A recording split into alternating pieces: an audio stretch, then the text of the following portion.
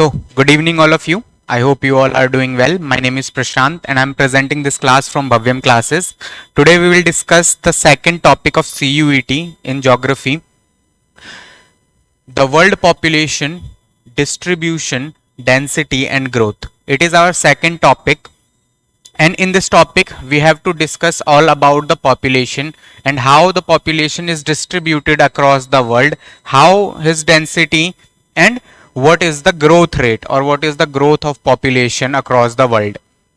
So let's start by defining population. Population is generally a group of people or number of people. And distribution means how population is spread across the world. Suppose we have 100 coins. We have 100 coins and we spread those coins across 100 kilometer of area. So how the coin will distribute across the area is called distribution. In simple terms, distribution means how anything is distributed over area or over any space. Density means the ratio between number and area. Okay, so suppose we have 3 numbers here and we have 1 square kilometer. So now we can say the population density is 3. So distribution is just man land ratio or number and area ratio, and distribution and density is correlated with each other. Wherever distribution is high, density will also high.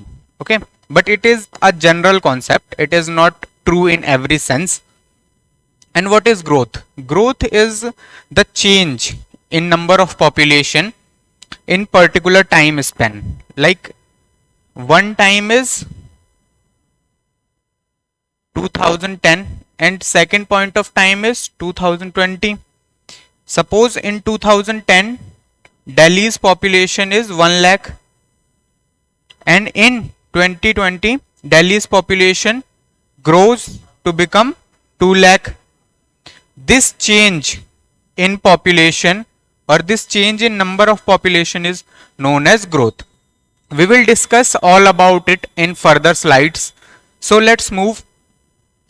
So why we are studying all about population? First thing, we have to understand why we are studying this topic, how this topic is important, how this topic is important in our daily life, how it is practical, and what is the relevance of understanding or studying population. So human geography's nature is to study human and environment and their relationship. So to understand how human is related with the environment, we first have to understand the human. And to understand the human, population is the main thing. Without understanding the population, you cannot understand humans. Okay. That's why we have to understand how population works, how population grows, how population distribute, what is the thinking that population is following, how population follow the culture, how population is developing. So all the things is related with population. So if you want to understand the man human relationship, firstly we have to understand the man, and to understand the man, firstly we have to understand the population. That's why we are studying population now. Okay, so population is the main theme in human geography. That's why it is the second most important topic in human geography. The main theme of human geography is the study of man. Okay, the study of numbers, density and quality of population helps in analyzing the demographic processes and their consequences in the environmental contexts. Okay, when we study all about human population, we can find out some relations, some relations of human with the environment, and we can predict how and what will be the consequence of population on environment. like the population of India is increasing day by day, so we can easily predict that it will affect the environment. Okay, if we cross a certain limit, we will definitely harm the environment. So we can easily predict if the population is high, the environment must be low, because people need houses, people need planes to develop settlements, to start industry, to gain food, to start agriculture. If population is high, we have to exploit the environment.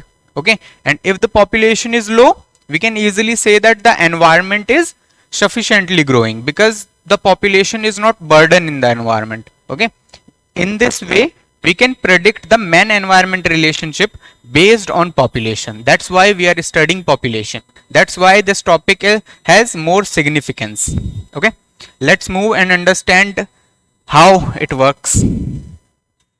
So first thing, we have to understand the pattern of world population distribution.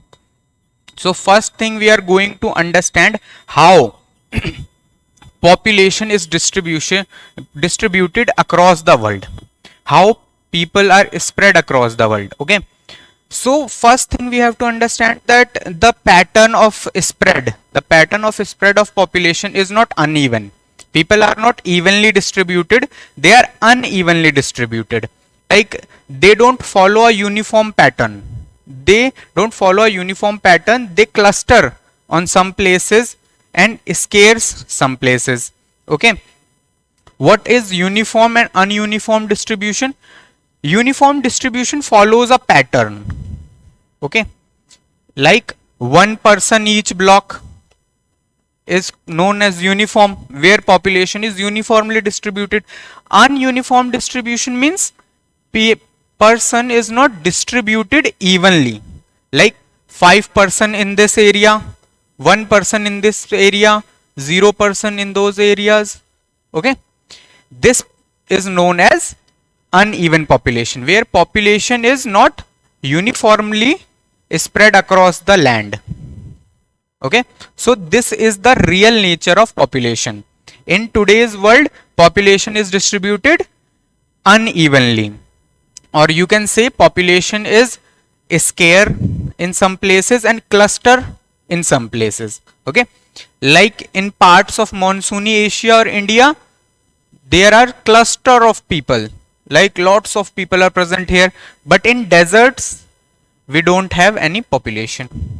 Okay, for example, in India we have large population in UP, but we have very few population in Arunachal Pradesh. Okay, and we have high population in Gangetic belts and coastal area, but we have very low population in hilly area and desert area.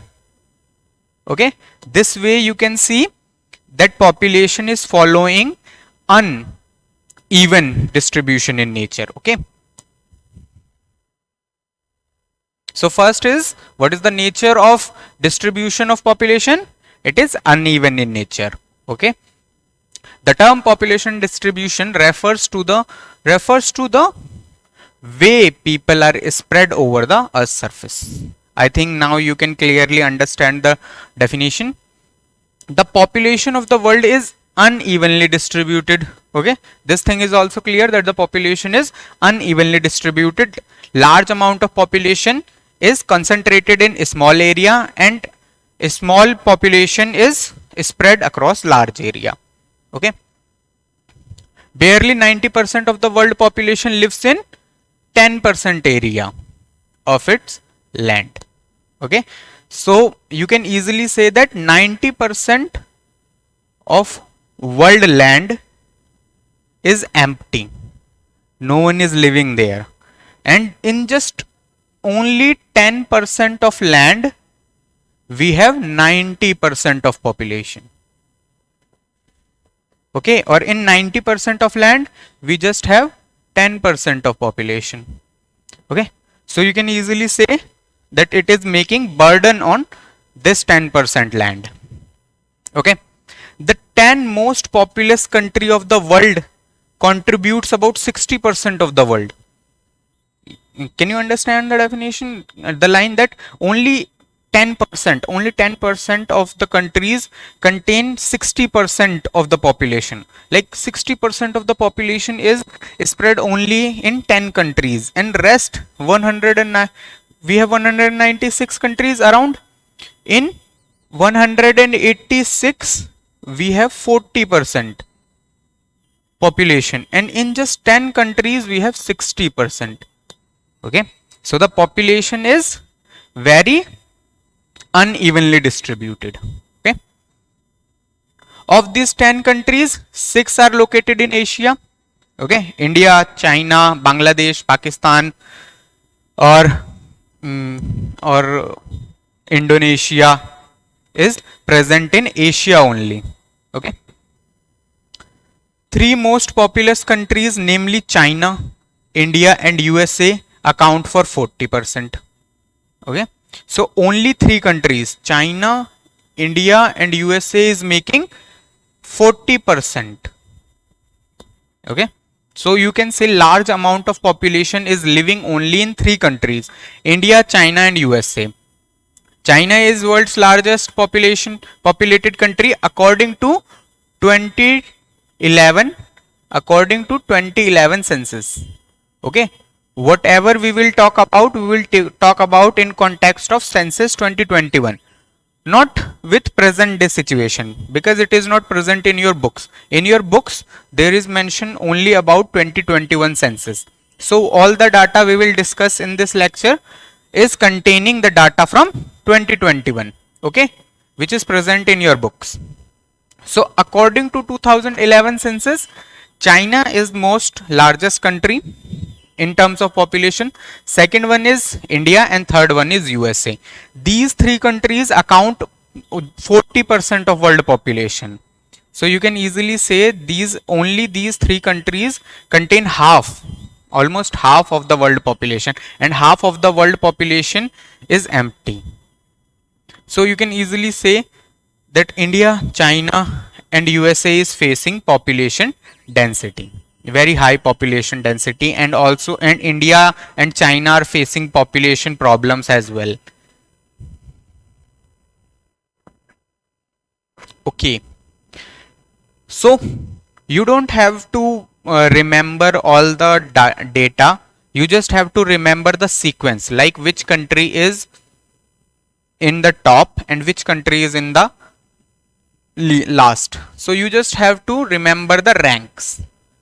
Remembering the country's population is not a very wise decision. You can remember, it is a bit easy, but don't mug up all the data. You just have to remember the rank.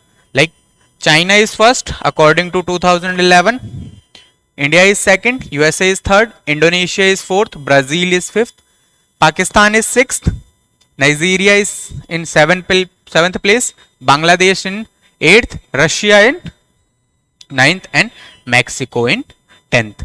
So China, India is present in Asia, Indonesia is also present in Asia, Brazil present in South America, USA present in North America, Pakistan again it is in Asia, Nigeria in Africa, Bangladesh in Asia, Russia in Asia, and Mexico in North America. Okay, so we have two countries from North America, 1, 2, 3, 4, 5, and 6 countries from Asia, and 1 country from South America. Okay, China accounts for 19.4% of world population according to 2011 census, and India accounts for 17.5% of world's population according to 2021 data. Okay, and it is rank first and second in sequence. There is one remark, or there is one line which is said by George B. Crissey. What he is saying, that in Asia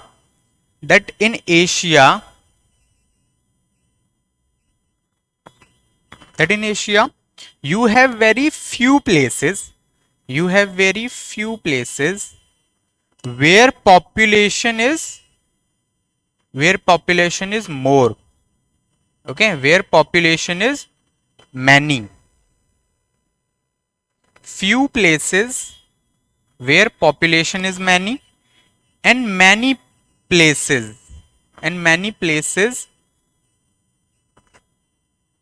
where population is few. Okay, so he is talking about the same thing, that larger portion of the land has lower population and lower portion of land have larger amount of population. Okay, so he is saying that Asia has many, it is many places where population are few and few places where population are many. Okay, so he is just saying the same thing, that in Asia few places have large population and large land have very few population. Okay, so he is just saying that population distribution is uneven by giving the example of Asia. Let's move to new topic, which is population density. We have talked about the population distribution, like how population is distributed across the world. Now we will discuss population density. Okay, so population density, what is population density? Population density is the man-land ratio. Okay, so number of people living in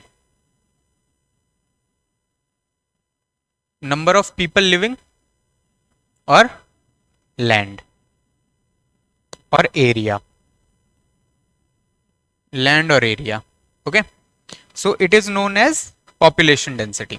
The ratio between number of people to the size of land is known as population density, and we can calculate population density with different methods, but we will discuss only 3 methods today. So first and foremost used and widely used method is arithmetic population density. And arithmetic population density is mentioned in your books only. So what is arithmetic density? Arithmetic population density is simple man-land ratio. Okay, where density of population is total population upon my total area. Simply put all the population up and total area down, divide it, and you will get population density of that area.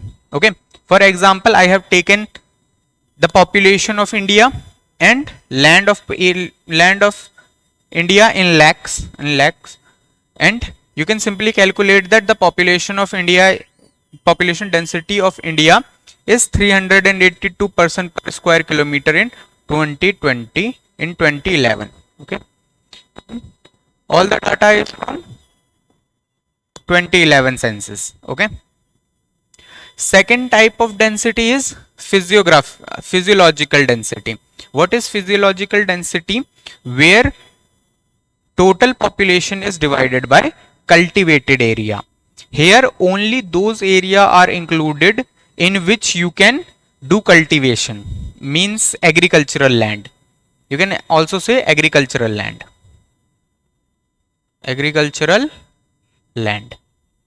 So it is the total population and agricultural land ratio. By this you can easily find that what is the burden of population on agricultural land.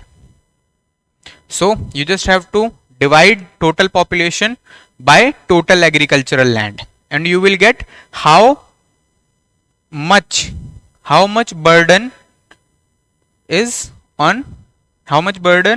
we are giving on agricultural land. Third thing is agricultural density. What is agricultural density? It is not total population, it is total agricultural population and cultivable area. Okay, so it is talking about the total agricultural population, means agricultural population, how many people is working in fields and how many people are farmers upon my cultivable land, how much agricultural land we have. how much agricultural land we have, agricultural land upon में farmers into cultivable land. Simple. Okay, so we can easily get how much land is in its possession in a single farmer. We can calculate that how much land a farmer have by this agricultural density. So first thing is arithmetic population. It is most acceptable and widely used method of population density, where we just use total land by total population. In second, it is physiological density, where we talk about total population upon में cultivable area, and agricultural density is total farmer population and cultivable area. Okay, so you just have to remember this arithmetic population density. Okay, but also remember these two, it may come. Okay, so now we will discuss the world distribution of population. How density is spread across the world, in which part population density is high and in which parts population density is low. Okay, so you can easily follow that population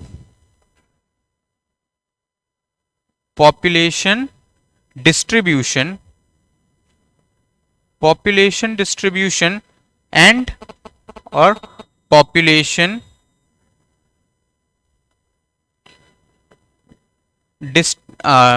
population density. Population distribution and population density is correlating with each other. Okay, where the population is high, population density automatically will high. Okay, where population distribution is low, population density also low. Okay, so it is general relation. So let's understand. It is the definition, general fact that 90% population is situated in 10% land and 10% population living in 90% of land. Okay, areas of high population density. Okay, so I will give you a general sketch. About the how population is distributed across the world. Then we will discuss about area of high population density. Okay, so we have North America, South America. Okay, we have Europe,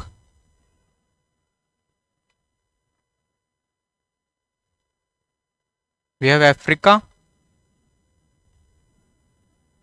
and Asia. Okay, here is Europe, it is Africa and it is Asia. So population distribution is very high in coastal land, in coastal part of North America. Okay, so the population in coastal part of North America is very high because all the migrants from Europe came and settled in the coastal land of North America. Okay, so the population distribution is high in North America. Remember now we are discussing about the population distribution.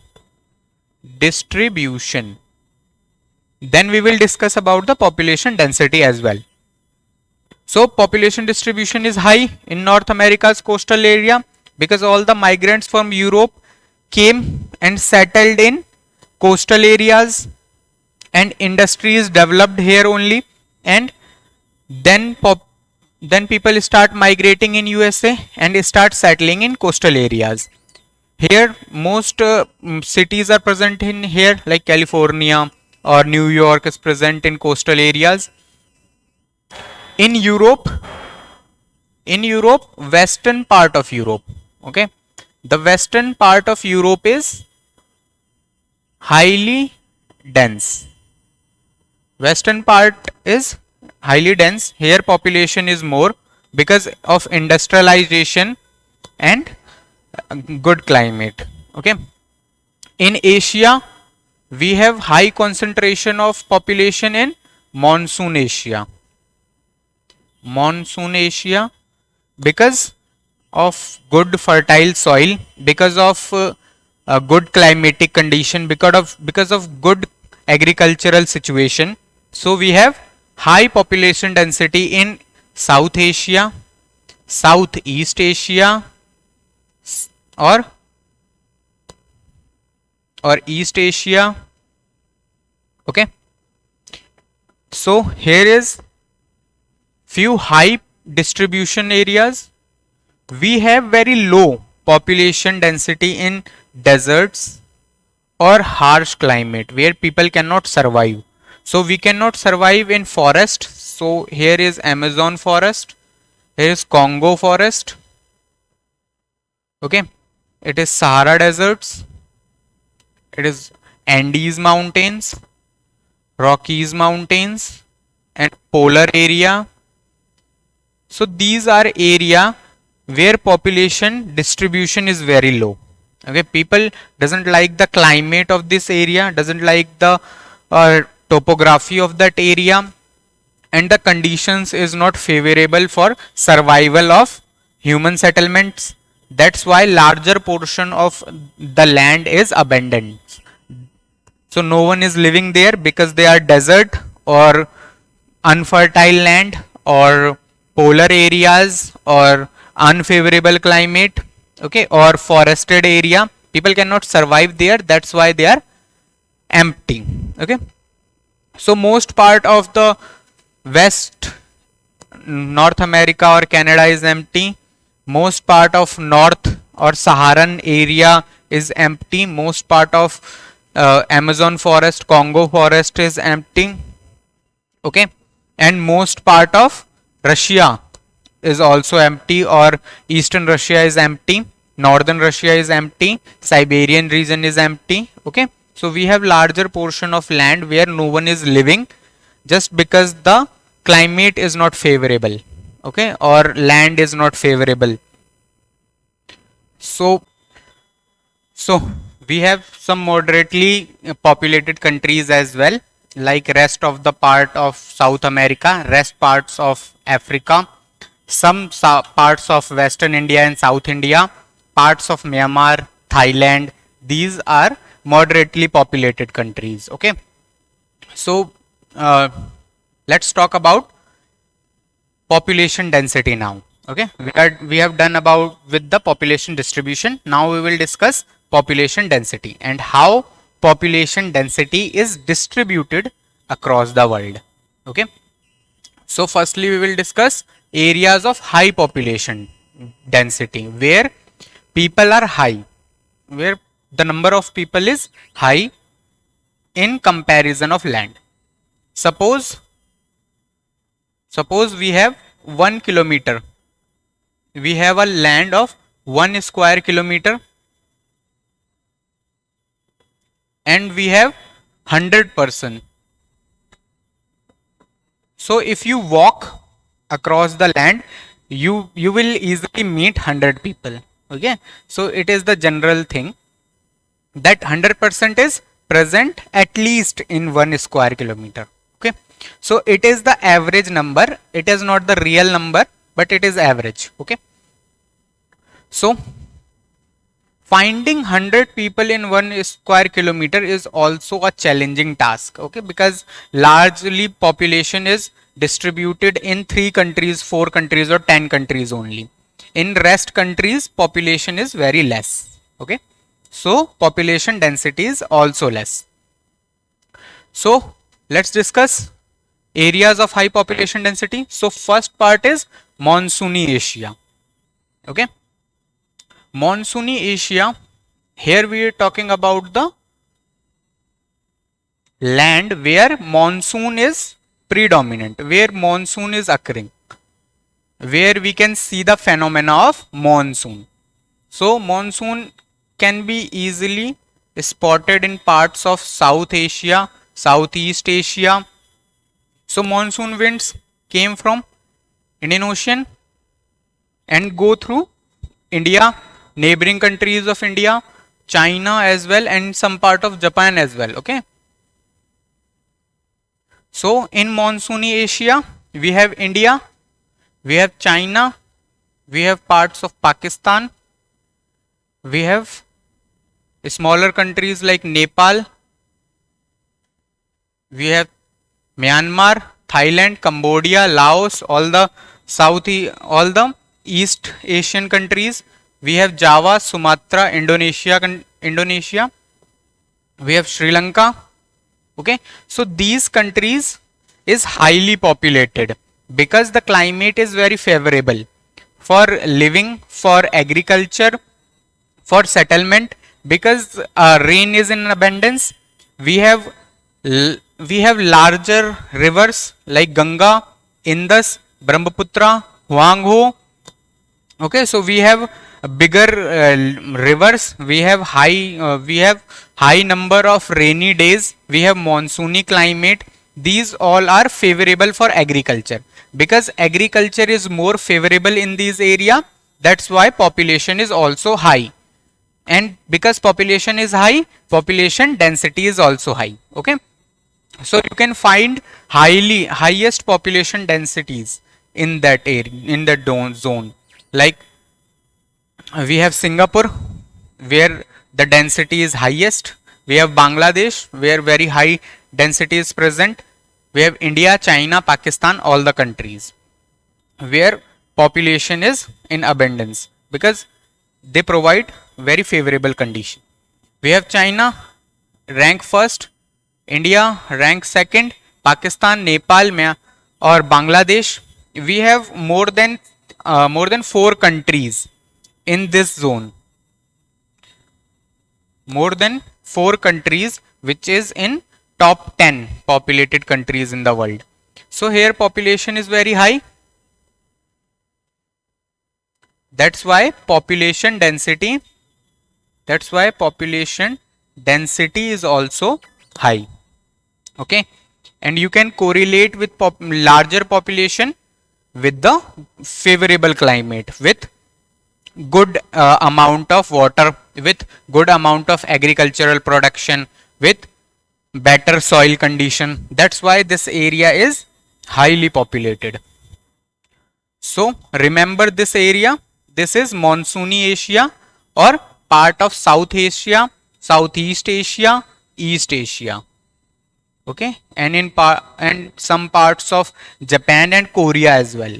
Okay, so major countries like China, India, Bangladesh, Japan, Java, Korea, Indonesia, and Singapore is present in monsoony Asia. In monsoon Asia region, where population density is more than 100% per square kilometer. Okay, second zone is Europe. In Europe,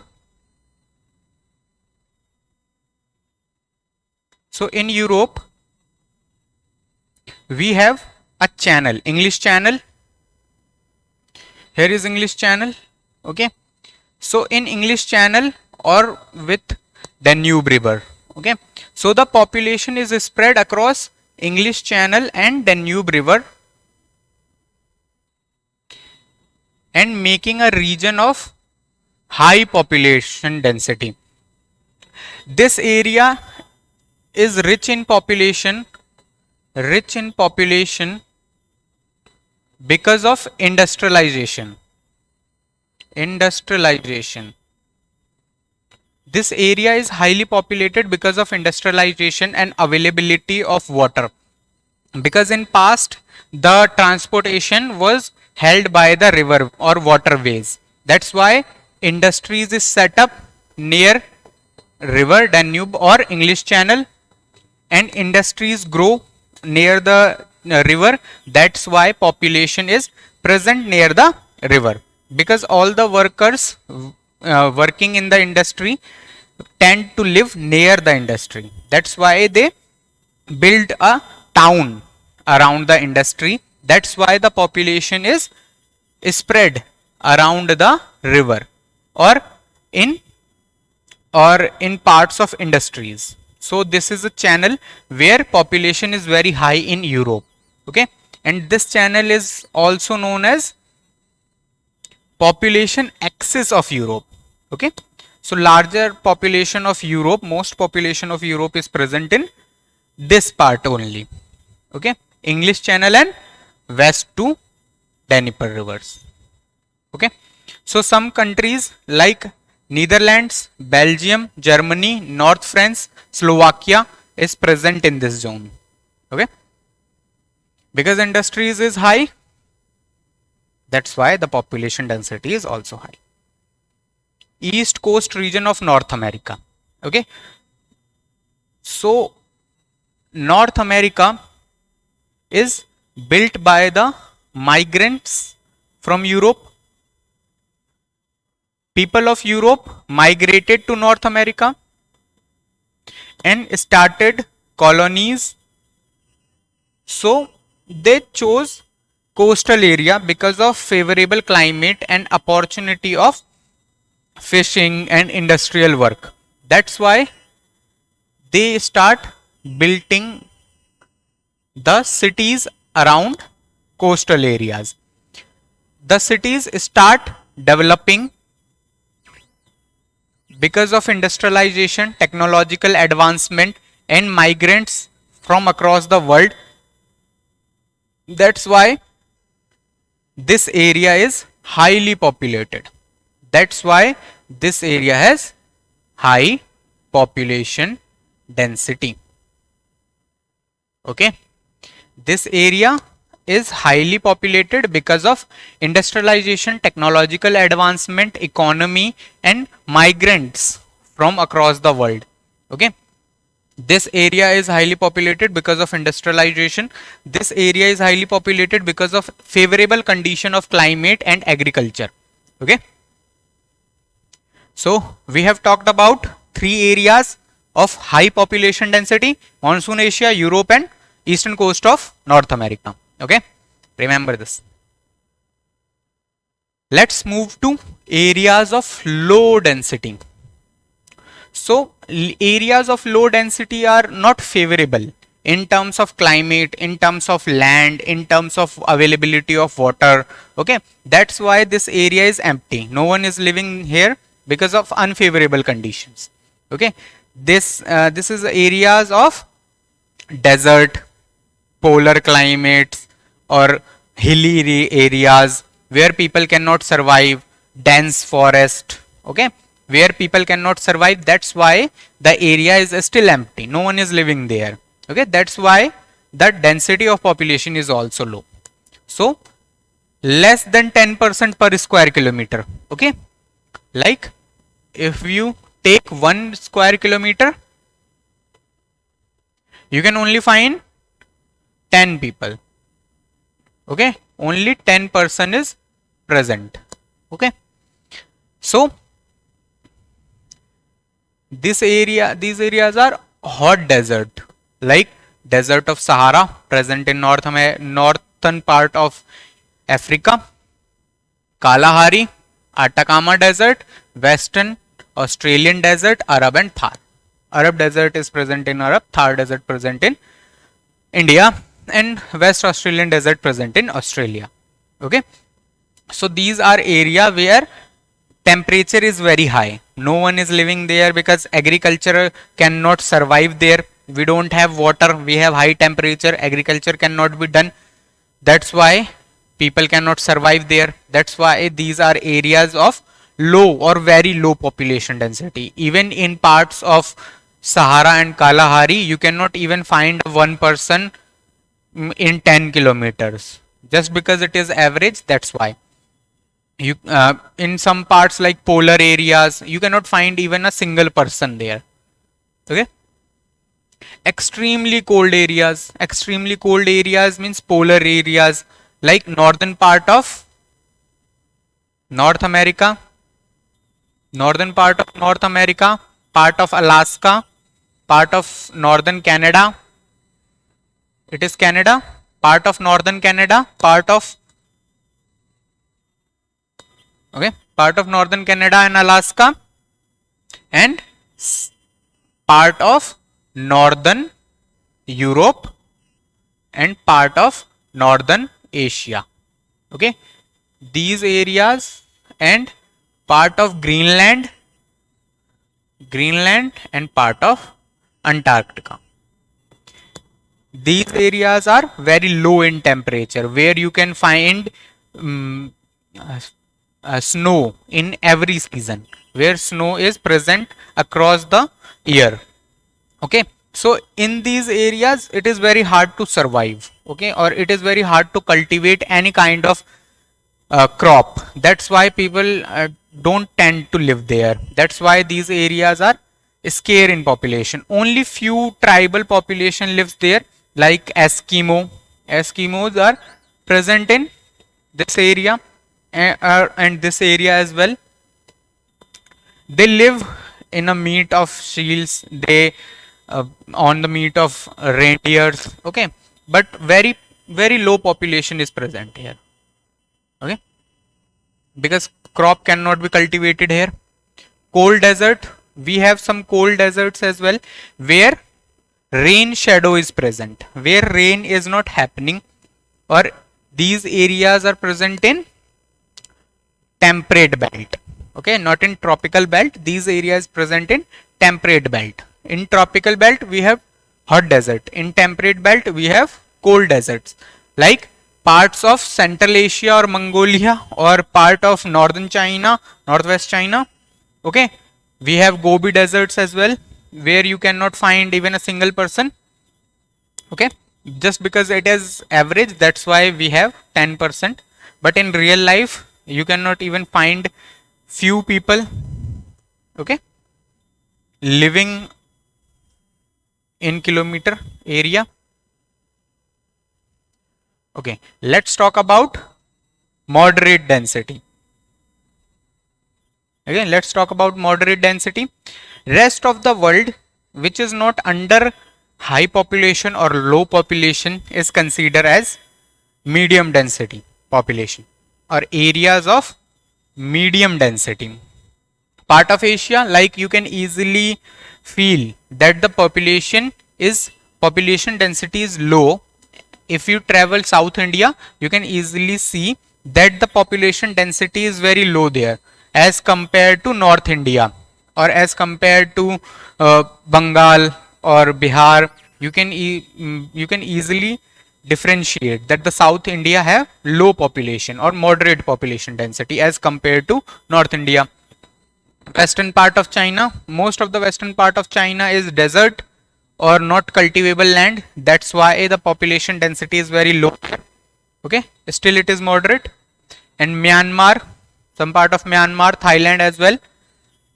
Europe, in Europe we have Denmark, Norway, Sweden, where we can find moderate population. United States of America and Australia, some in America. Coastal part is highly dense. This part is very low dense, and rest of the land is moderately dense. Okay, understand, this part is highly dense, this part is very low density, this part is medium density. Okay, as it is in case of Australia. In Australia, only coastal part is high in population density. This part is low because of desert. This part, some leftover parts is moderate density. Okay, this part is moderate. Okay, so let's move to next topic. I hope it is very clear to you that we have high density area, we have low density area, and we have moderate density area. In high density 100% per square kilometer, in low less than 10, in moderate in between. Okay, left part.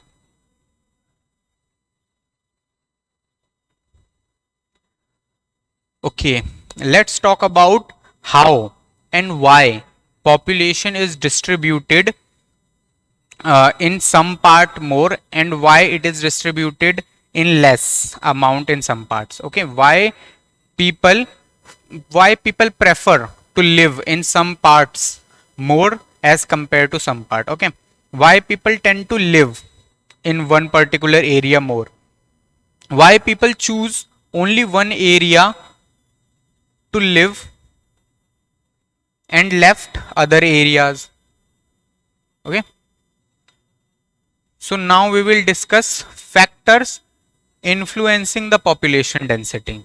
What are the factors which is influencing the population density or population distribution? Okay, so first thing is physical or geographical factors. Physical and geographical factors are most important factors that affect the population distribution and population density as well. So physical factors are primary factors because it is the necessary of human. If we don't have physical factors, like if we don't have favorable climate, if we don't have water, we cannot survive. So first thing that we have to sure is availability of physical or geographical factors. Without physical factors we cannot survive. Okay, so these are the most important factors to influence the behavior of population. Okay, so availability of water. Availability of water is first thing people that people think before shifting from one area to another area. Like our ancestors used to settle near the source of water. Like in desert, say for example Thar desert, in Thar desert we only have population near the ponds where water is available. Okay, we have population near the kunds or near the ponds where water is available. We don't have population where water is not available. So first thing is availability of water. That's why all the ancient civilizations are present near the source of water. All the ancient civilizations like Harappan civilization, Mesopotamian civilization, Chinese civilization is present near the source of water. Indus is the home of Harappan civilization. Okay, Dazla and Ferat is the home of Dazla and Ferat is the home of Mesopotamian civilization. And Huangho is the home of Chinese civilization. Okay, so we have ancient civilization near the source of water because water is the most necessity for human beings to survive. We drink water, we bath in water, we we give water to our crops. Water is very essential for crops to survive. That's why water is very necessity for human to survive as well. That's why we prefer to live near the source of water where the supply of water is throughout the year or most part of the year. Okay, that's why people used to settle down near the river valleys or where water is available, like ponds, lakes, reservoirs. Okay, landform and relief. Landform and relief is very important for the settlement of human because in parts of hilly area, it is very hard to travel. It is very hard to travel in hill areas. It is very hard to construct roads.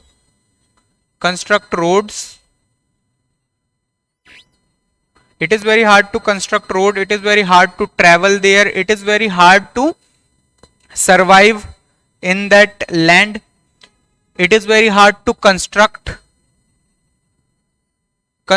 houses houses or hospitals or schools, and we cannot live without houses, schools, medical facilities, and we cannot live without roads.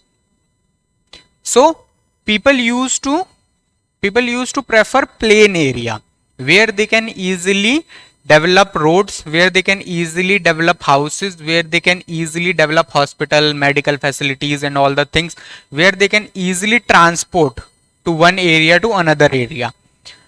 It is very hard to live and construct in hilly area. That's why they prefer plains. Okay, because in plains it is very easy to construct and develop the civilization. That's why larger civilizations is present and flourish in plains only. Okay, like Indus plain, Ganga Brahmaputra plain, or Huangho plain, Mississippi plains. That's why people choose plains over hills, okay, or plateaus. That's why in India population is very high, or population density is very high in plains, Ganga Yamuna plains. In Ganga Yamuna plains, in states of UP, Haryana, Punjab or Bihar, West Bengal, we can easily see here population is very high because it is present in plains, and we have very low population in hilly areas like Jammu and Kashmir, Uttarakhand, Himachal Pradesh or Arunachal Pradesh. Okay, so people choose plain areas because living in plain areas is very easy as compared to living in hills, okay, or hilly areas. Third thing is climate. If climate is not favorable, you cannot live in that area. Like you cannot live in very hot places, you cannot live in very cold places, you cannot live in very high rainfall areas where rain is happening all day night. You cannot live in desert, you cannot live in polar areas. People tend to prefer areas of familiar climate, like moderate climate where it is not very hot or not very cold, in moderate temperature where the climate is favorable for human to survive. That's why Mediterranean, consider Mediterranean has very favorable climate. That's why Mediterranean is a hub of civilization, like ancient Greeks to Europeans and Britishers. It is the area where climate is very favorable and not changing. It is moderate climate and very favorable climate. That's why it is a part where humans is present throughout the history, from ancient civilizations till now. We can easily find Mediterranean examples. Okay, like Egyptian climate of Egypt is also good. Okay, so favorable climate is the main thing. Okay, climate, monsoony Asia. Monsoon also provides favorable climate because it provides good amount of rainfall for our food, for our cultivation of rice, for our cultivation of wheat, jute and cotton. Okay, Northwest Europe.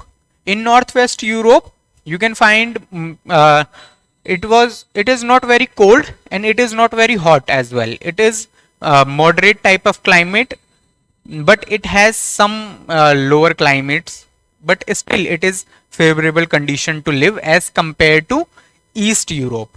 Okay, eastern part of North America. That's why, because it is present near the sea. Coast has moderate climate, okay, because of sea waves, sea breezes and land breezes. Because of local winds, these are local winds, sea wave, sea breeze and land breeze. Because of sea breeze and land breezes, areas present in coast favor good climate. That's why people used to live near the coast. That's why the climate of Eastern part of North America is good because of sea breeze and land breeze. Okay, that's why most of the population is present in this part only. Okay, in North America. Our areas dense population because of better climatic conditions. Okay, in this parts you can find better climatic condition. That's why there are larger amount of population present. In opposite of this, in areas of desert like Sahara, in areas of colder climate like Alaska, in areas of high rainfall like Amazon belt, like Congo basin, okay, you cannot find any population there because the climate is not favorable. That's why there are no civilization in the past as well. Okay, people used to choose the favorable climate. Okay, so next thing is soil. Because humans basic need is food. So all human is dependent on agriculture, and agriculture is dependent on soil. That's why soil is very important. If we have fertile soil, we can easily support higher production of agriculture. If agricultural production is high, we can easily support large population. That's why in parts of India, China, Pakistan, Bangladesh, or in monsoony Asia, we find large amount of population because soil is favorable. Because soil is created by rivers like Ganga, Indus, Huangho, Mississippi is present in USA. Okay, so near river sources we can find fertile soil because river brings fertile soil with every flood. So river provide nourishment to the soil every year. That's why in part of Ganga, Indus, Huangho we can find large amount of settlements because of availability of fertile soil and availability of water that favored agriculture. Because we have good agriculture, we have high population density. Okay, correlate agriculture with soil and agriculture with population. If we have good soil, we have good agriculture. If we have good agriculture, we can support large amount of population. That's why good soil is directly related to good population, okay, or large population. Okay, I hope you have understand availability of water, landforms, climate and soil. Let's move to economic factor. Economic factor is related with money or generation of money or generation of jobs. Okay, so minerals, we have very few areas where minerals are present. So if minerals are present, we can easily start industries, and if we start industries, we need people to work in the industry, and if we have people, they start their settlement around the industry. So if we have mineral in this area, we start industry. If we start industry, we need workers, and workers settle around the industry. So this way we can have large amount of population in parts of minerals where minerals are present, like in parts of Chota Nagpur plateau like Jharia, Bokaro, Raniganj. Okay, in part of worlds like Pennsylvania, like Appalachian mountain in USA. Okay, or like Germany, Ruhr coalfield in Germany, where minerals are abundance. That's why industry is flourishing there. Industry is flourishing, so industry needs more worker. More workers are there, so more workers start settling around the industry. In this way, we have large amount of population present in that area. Okay. So mineral is directly correlated with industry, and industries provide jobs. To fulfill the jobs, we have population. Okay. Second thing is urbanization. Okay. People choose better living condition so they can live. Okay. Cities provide better condition of living, better health care, better education, better job, better enjoyment, better luxury. That's why people migrate from rural to cities or from village to cities. That's why the population of cities is increasing day by day. The smaller cities are increasing and becoming mega cities, metro cities. Okay, because cities providing large amount of opportunities in the field of employment, in the field of education, in the field of medical. Okay, that's why we have large populations present in cities. Okay, not in rural areas. That's why mega cities come. Mega cities is highly populated country. Okay, like this way we have million cities as well, where the population is larger than 1 million. In India, we have 4 main urbanization zones: Delhi NCR, region, Mumbai region, Kolkata region, or Bengaluru region. Okay. In this 4 urbanized area, we have larger portion of population present in India. Okay. Because cities provide good opportunities. Industrialization. If industry started in any area, okay, so they provide jobs. Suppose we have one industry of iron and steel. Okay, we have one industry of iron and steel. We will provide jobs. We will provide jobs to workers, very low skilled workers. We will provide jobs to low skilled workers, and low skilled workers start settling around the industry. If people started settling around the industry, they need more facilities as well, like facility of education, facility of grooming, facility of teaching, facility of medicine. So all other workers also start to move in this area. This way, one large industry will become one large city. Okay. In this way, industrialization is also supporting the population growth. Okay. That's why people prefer industrial areas to live, because they have better job opportunities in industrial area. Okay. Third thing is social and cultural factors. So people used to live in those areas where they have some physical, some religious and cultural significance. Okay. Like in India, people used to live in religious towns like Mathura, Vrindavan, or we have Amritsar, Banaras.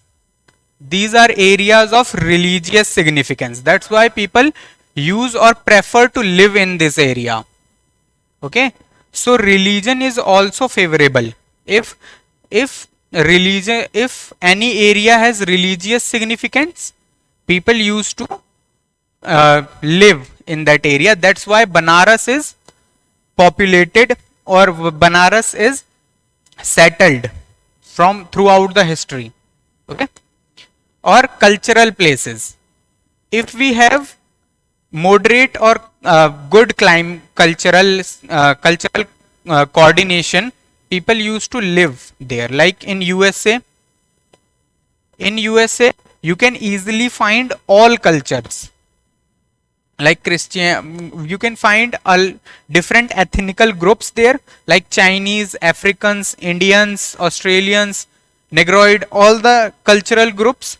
And in USA, they respect each other's culture.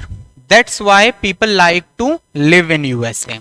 Okay, and in some places like Saudi Arabia or in Arabian countries or Pakistan, they don't tolerate other culture or other religion. That's why people from other religion don't like to live there. Okay, so if we have good religious importance and if we have cultural tolerance, like you can tolerate my culture and respect my culture, if I can tolerate and respect your culture as well, so these are favorable condition. I would like to settle down that area. But if I face cultural disturbances, like you don't like my culture, so I don't tend to live there. Okay, that's why USA is favorable area to live or settle down for different cultures. But some parts of Asia like Pakistan, Afghanistan, or in Arabian areas where people don't appreciate other culture, people don't tend to live there. Okay, so I think you are clear with religious and cultural factors. Okay, so people used to live in religious significant area or where they can appreciate different cultures. What is political factor? Where the distribution of population is affected by the policies of government. Okay, like wars, okay, or resettlement programs where people appreciate to start new settlement. Okay, or in times of war where people provide shelter to refugees, like we have provided shelters to lots of Pakistani refugees, Bangladeshi refugees, like Russia providing shelters, like Ukraine providing shelters. So these are factors that affect the population distribution. And people also like to live in that area where political party is stable, not changing in one day or 2 day. Okay, so people used to live in that area where policies, where political stability is there, where political stability is present, like in India, like in USA, where political stability is present. People used to live there because they're politically stable. But in parts of Afghanistan, Pakistan, where political parties is in war, or where the political situation is not stable, like in Iran, Iraq, conditions are not stable, people don't want to live there because people don't want to engage in political activities. Okay, where people used to live where they cannot have to suffer. Okay, so three things is there: because of war, because of rearrangement or resettlement of population by the political parties, or political rest. People used to live in politically favorable conditions. Okay, let's move to next slide. Population growth. It refers to the change in number of inhabitants of a territory during a specific period of time. Okay, so we have one area, suppose it is Delhi. Okay, and we have 2 points of time. One point of time, suppose it is 2011, and one point of time, suppose it is 2020. Okay, so what is population change? Population growth is the change of number of population in 2 point of time. Okay, suppose we have 100 people, we have 100% in 2011, and the population increased to 200 in 2020. So what we say? We say population changed from 100 to 200, or we can say population grow from 100 to 200. This is population growth, where population or number of people is changing from one part of time to another part of time. Okay, so it is known as population growth, the change of number of people. Okay, it can be positive or it can be negative as well. Okay, where the birth rate is high is known as positive population growth, and when the death rate is high, we call it negative population growth. Okay, so it can be calculated as in numbers, like we can calculate that 100 people increased, so it is in number. We can also calculate it in terms of percentage. Okay, we can also calculate it in terms of percentage. 100 into 200 into 100. Okay, so 50%. So the population is grown with 50% or double. Okay, so population growth can be expressed in numbers or can be expressed in percentage as well. Okay, it can be negative or it can be positive. When population is increased, like we have 100 and it is increased to 200, it is positive population growth. And if population is decreased, like we have 100% in 2011 and only we have 50% because of corona, 50 is dead. Now we have negative population growth. Okay, so we use growth word with both the things. Okay, in positive population growth where number is increased, or with negative population growth where number is decreased. Okay, I hope you're clear with population growth. Let's talk about some basic concepts. Okay, let's understand some basic concepts, then we will discuss all the things further. First is growth of population, change of number of population in 2 point of time. It is clear. Growth rate, it is a change of number in percentage, where we describe the change in percentage, like 50% increase, it's called growth rate of population. Okay, natural growth, where we include only two things, birth rate and death rate.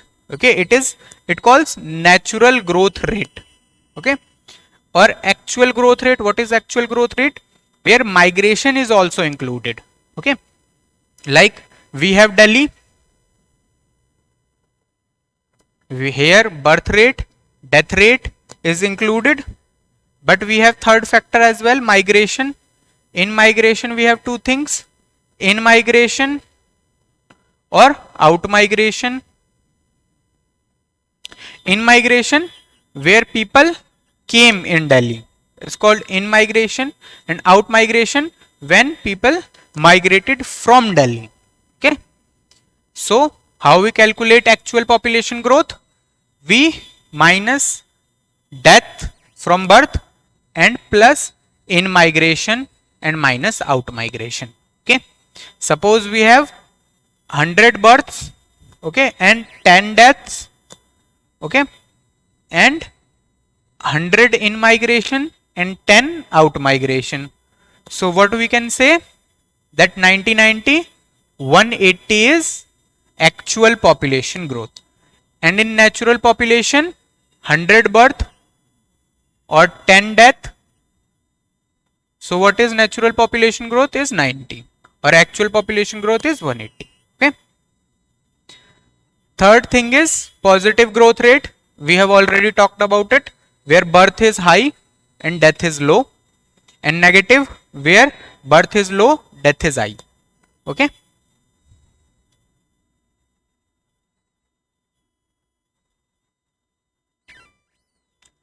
so let's about the components of population change. How population is changed, why population is changed. Okay, like Delhi 2011 2020 we have 100 population here and 200 here. Why this population changed and how this number is changed is called components of population change. So how number of population can be changed? Through birth. People can take birth. Death rate. People can dead also. It is also changing the number. And migration is also changing number. In migration, we have in migration and out migration. So 1, 2 and 3. We have 3 factors of population change: birth rate, death rate and migration. In migration or out migration. Okay. First talk about the crude birth rate. Okay. So crude birth rate is number of live birth. Okay. Remember this thing, number of live birth, where the child is born live. Don't it didn't include all childs who is dead under 1 year. Okay, so we include only live births. Okay, number of live births in a year. Okay, upon person per thousand of population. Okay, so CBR, crude birth rate, can be calculated as number of birth during 1 year or mid-year population of the area. Okay, suppose in Delhi we have 10 births and we have population of 100. So we can easily say we have, okay, so 100%. Okay, we can calculate it by this formula. Using this formula, live birth during a year and mid-year population upon multiply by 1000. Okay. Second thing is crude death rate. Okay, what is crude death rate? Number of dead in a particular year upon 1000 of population in a particular region. Okay, so D is number of death, P is estimated mid-year population, or multiply by 1000. Okay. Third thing is migration. Migration is change of people's residence. Okay. Suppose you born in Bihar, but you migrated in Delhi. Okay, so what is your birthplace? Bihar, where you actually born. Okay, so it is considered as your birthplace, and you are currently living in Delhi, so it is called your current living or place of residence. Okay, so that's why you are that's why you will consider as migrant, because you are not living in your birthplace, you are living elsewhere from your birthplace. Okay, so what is migration? When people move from their place of origin and go to place of residence or destination. Okay, like people from Bihar, Rajasthan, Haryana, Punjab migrated to Delhi. Okay, immigration when people move into new place. Okay, when people move into new place, they are considered as immigrants. Like people moving in Delhi from Bihar, from Haryana, from Rajasthan and all the places will be considered as immigrants. Okay, immigrants of Delhi. If people of Delhi migrate to other places, they will consider as emigrants of Delhi. Like people going to Canada, USA, they will consider as emigrants of Delhi. Okay, migration can take place in 4 ways. Okay, people can migrate from rural to rural. Okay, they can go one rural area to another rural area, like Nathupura Gaon to Buradi Gaon. Okay, from one village to another village. Okay, mostly rural to rural migration happen because of marriage. Women migrate from their own village to other village because of marriage. Okay, and rural to rural migration is largely happened in women's because of marriage. Rural to urban migration is happened because of job opportunities, because people finding the jobs, in search of jobs, people came in urban areas like workers from Bihar, from West Bengal to Delhi. Urban to urban, to find better opportunities, people of Delhi go to Mumbai to find out better job opportunities. People of Delhi go to New York, Canada. Okay. Urban to rural. Urban to rural, when people bored from urban settlement, when urban lifestyle, they used to move to rural area to find peace in their life. Like retired people from Delhi used to go back to their villages in UP, in Rajasthan. Okay, so they consider urban to rural migration. Migration can be temporary and permanent as well. Temporary migration is working migration, where when people from Bihar, West Bengal came to Haryana, Punjab to cut crops, okay, and do regional works. So they are temporary works, only seasonal work. So they migrate only for few season. Not, they don't settled here. Okay, they just work and go back. Like people of India, or a person of India is migrating to Canada for 2-day meeting or 4-day meeting or 1-month meeting. So it is temporary migration. What is permanent migration? When a person is settling permanently, like a family of Rajasthan is moving in Delhi and permanently settle down here. Okay, so migration can be temporary and permanent as well. Okay,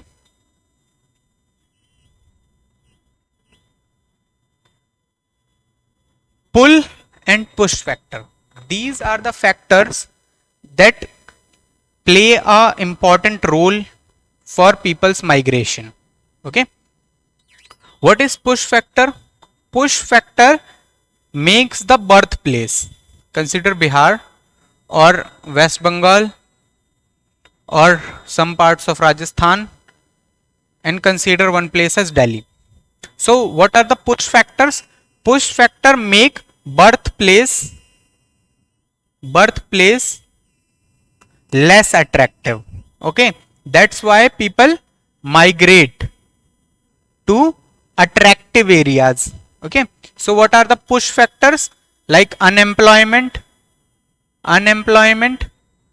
uh, very low amount of medical facilities, very less opportunities in education, unfavorable political conditions, unfavorable cultural conditions. Okay, these are the push factors that pressure, that push the population to migrate.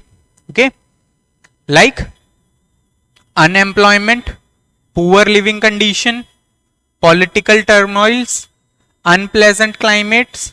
Like people of Afghanistan is migrating because of political instability. Okay, people of Iran, Iraq is migrating to another places.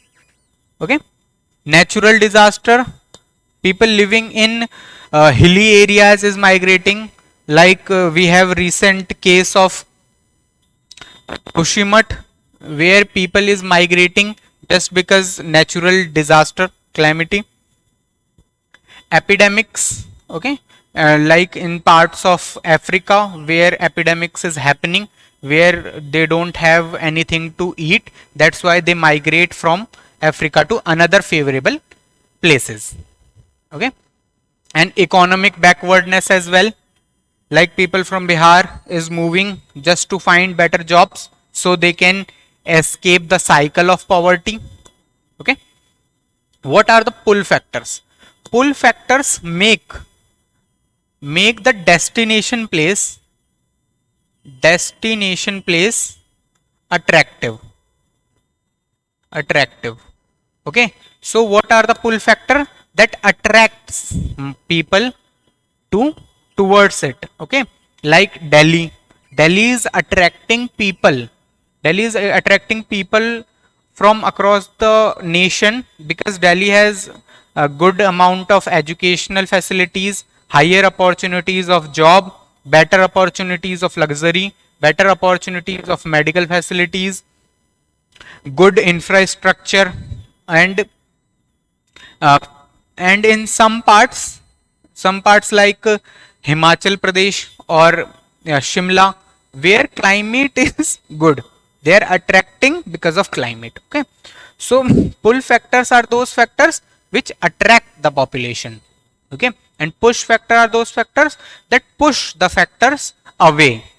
Okay, these are unfavorable factors, that's why people is migrating from that area, and these are favorable factors that attracts the population.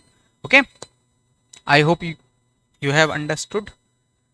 So trends of population growth, whatever we are seeing now is not the situation. Okay, in past we have very few population present till 1750s, you can say. In 1750s we have very less population, like we have world population of 550 million only, not even a billion. Okay, because the agriculture was not so developed, we were poor, that's why we cannot support large population, medical facilities was not there, that's why people are dying more, that's why we don't have large populations. Okay, so whatever we are seeing now is not the condition throughout the history. Okay, we have very less population till 12,000 and 8,000 time. If we consider 12,000 years and 8,000 years are very low population years. Okay, roughly 8 million population is present till first century AD. If we consider first century AD, we just have only 8 million population. You can imagine, only 8 million population. Now we have 8 billion population. Okay, in first century we have 300 million. In 1750s, when the industrialization started, where urbanization is started, we start increasing the population. Okay, because of urbanization, because of industrialization, because of understanding of medicine, because of understanding of biochemicals, because of technology and development in science and agriculture, because of development in science and agriculture, now we have better food, now we have better medicines, so we can support large population. That's why population is increasing rapidly after 1750s. Okay, when actually industrialization and advancement of technology started. So here you can see, till 12,000 year before we don't have any population, like very minor population. Till 1760s we just have only few population, not even a million. Okay, just 500 billion across. But within 300 years we start expanding the population very high, from 550 million to 8 billion. Okay, because we started better transportation, better industrial facilities, sanitation and medical facilities. We controlled death rate with the help of sanitation and medicine or medical facility. Now we have large number of births. We have better biotechnology, so now we can support or prevent unnecessary deaths. That's why population is increasing rapidly. Okay, doubling time of world population. What is doubling time? Doubling time is a time when that a population take to double itself. Okay, like Delhi, we have population of 100. Delhi took 10 years to double its population from 100 to 200. So this will be considered as doubling period. The time that a population take to double itself, it's simply known as doubling time. Developed countries take large time to double because they have less population, because they have less increase in population rate. That's why they take longer time to double. In underdeveloped countries, we have large number of population and very high rate of population growth. That's why underdeveloping and developing countries double itself in shorter period of time. Okay. So, like you can say 5 million to 1 million, 500 million to 1 million, we took 1500 years. From 1000 to 2000 million, we just take 154. From 1500 to 4000, we just only take 47 years. From 4000 million to 8 billion, we only took 51 years. Okay, so you can easily see that the number we are taking to double is decreasing day by day. What it means that our population is increasing very high. That's why doubling time is decreasing. Okay. Okay. So a special pattern of population change. A special pattern of population change. There is negative correlation between economic development and population growth. Okay. If we are living in highly developed countries, we can in highly developed countries there are population control measures, population policies, population control measures. People are literate there, that's why they stick with one child. Okay. In developed countries they use policies, and because people are aware and educated, that's why they only tend with one or no child. That's why in developed countries we have less population. In developing countries we have large birth rate, we have large amount of child which is work as labor. That's why we have larger population, and larger population is increasing day by day. That's why population in developing countries is high and developed countries is low. Okay. When a small annual rate is applied to large population, that it leads to larger results. Like if we apply 10 lakh to 10, we will get a large number. Okay. Like 1 million. Okay. If we apply 10 into 100, we will just get 1000. Okay. So if you apply very small population growth with very large population, you will always get a larger number.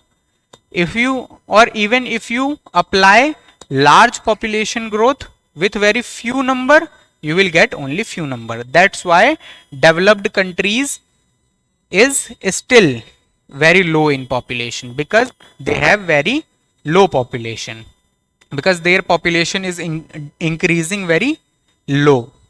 Okay. Even growth rate continues to decline.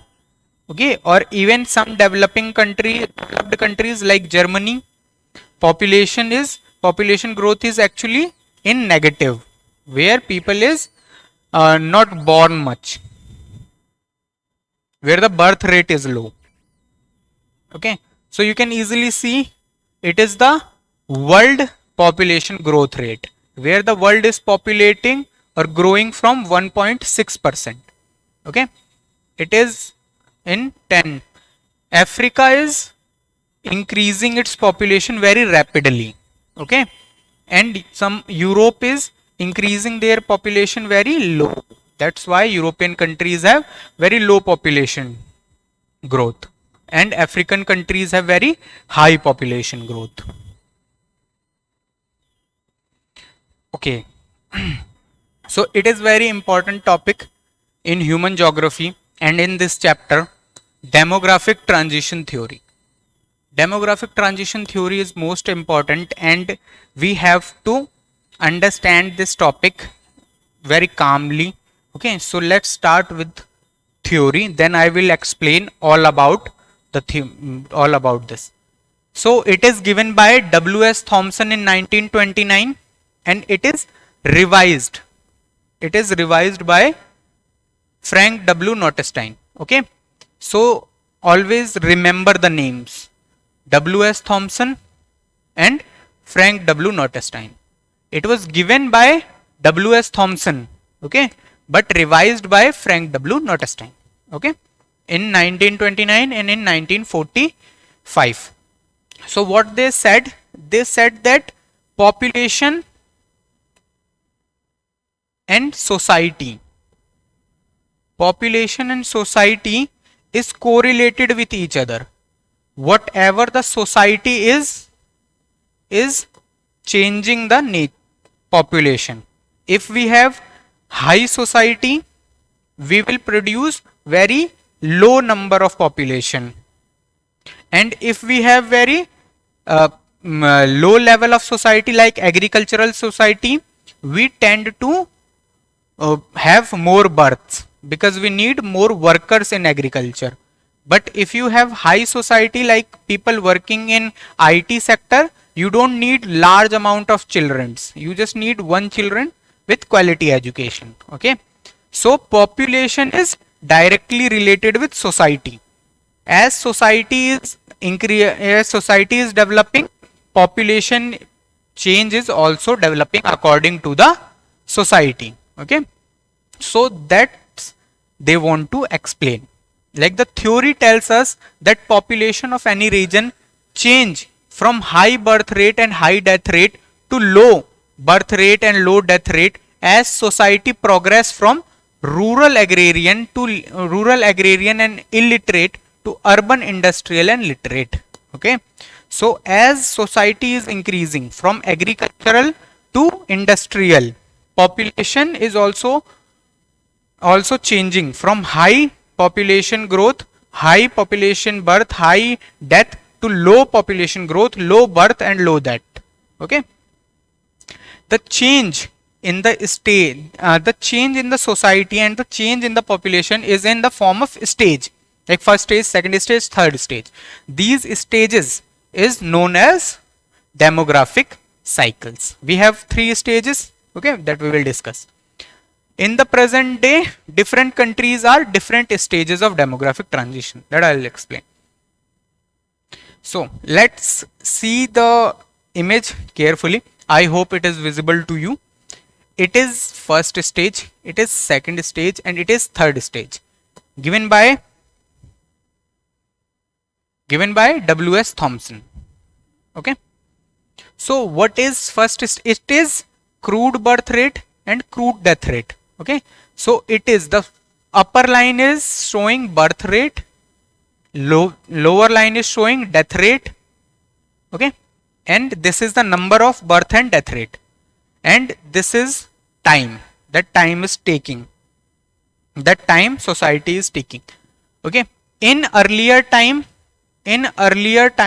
suppose 1600s, let's give the time 1600s, okay, 1800s and 2000. Okay, in 1600s we have very high birth rate and very high death rate because society is agriculture based,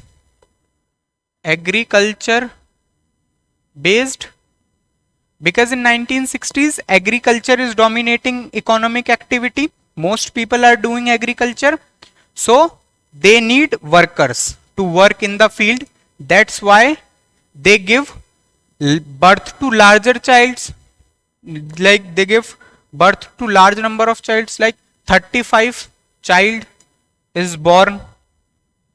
But in that condition, agricultural production is not sufficient, climate is not sufficient, famine is occurring, or people is dying from diseases, malaria, cholera. That's why death rate is also high. 35 people born, 35 people will dead also. That's why they have high birth rate and high death rate. Okay, that's why both the lines, line of birth rate and line of death rate is merging with each other, because death and birth rate is also high. High birth rate because we need high worker to work in the agricultural field. High death rate because of famine, because of lack of food availability. Okay, this condition is very primitive society like agricultural society. Okay, or second, then they start developing different technologies. They increased agricultural production, they increased medical facilities, and population start increasing, because in second stage we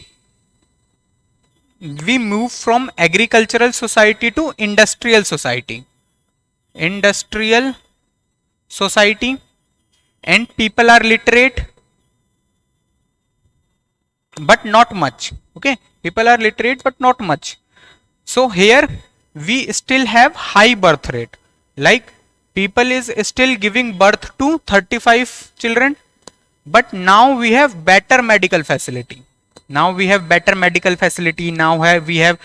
food facility. So now we can save 30 child from 35. So we have larger children's who is saved. So we have large number of population increase. Okay, natural increase of population, because we saved the population, we saved the child, because we have now better education, better or medical facilities. Okay, and third stage, where the industry is, where the society is highly intellectual or technological societies, okay, or tertiary sector societies. In that most people are literate and know the value of population, know the impact of populations that is putting on environment. They know how to manage the family, they know how to manage the society. That's why they control the birth. Now they are controlling the birth. Now they just have 5 births. Now they just have 15 births, and now they just have 15 that because of old population. Now that is old population. Okay, not the child is dead. They give lesser births and lesser old age, population is getting dead. That's why population is again stable. Okay, but this time population is stable because the society is intellectual now. Okay, population is still in this condition, stage 1 also, but here we have agrarian society. Here we are facing famine, that's why population is decreasing. Here we consciously control birth and consciously control the death. Okay, in this way, in this path, we move from high birth rate, high death rate to low birth rate, low death rate. Okay, and change the society from agriculture to industrial to technological societies. Okay, but we still have countries in different stages, like Bangladesh or rainforest tribes is still facing stage 1, where population is high, population birth rate is high, death rate is high, largely population is engaged in primary sector agricultural society. We have Peru or Sri Lanka or India in this stage, where population is increasing rapidly, because we have given to large number of birth and control our death rate. And Canada, Japan, USA, which is technological societies, and controlled the birth rates and controlled the death rates. Okay, and developed societies. So this is the theory which provide social contexts, that how society is changing, with the society population is also changing. from agricultural to technological or industrial societies, from high birth rate, high death rate to low birth rate, low death rate. It is the theory of demographic transition. Okay. So the next theory is given by Thomas Malthus. What Thomas Malthus is saying, that population is increasing rapidly. Population is increasing rapidly from 10 to 100 to 1 lakh, but the food is not increasing in that pace. Food is increasing 1, 2, 3, 4, 5. Food is not increasing according to population. That's why we have to control the population growth, so we can work with food. Okay. So what he said, that we have to control the population growth.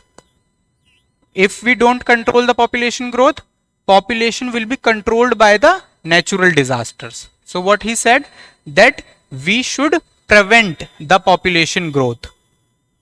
Okay. Any further increase would result in the population crash. Okay. He said that if we start increasing the population rapidly, population will crash, and caused by famine, disaster and war. Okay. The population will crash if we increase the population by famine, war and natural diseases, disasters. The preventive checks means the policies that we use to control the population, like contraceptives, like slogans that control population, awareness programs. Okay. NGOs working in awareness of child, educating the women, giving family control education, so women can control the family and control the birth rate. Okay. So what he said, that we should control our population by preventive checks. So it is better than physical checks. Okay. Physical checks like disaster or famine.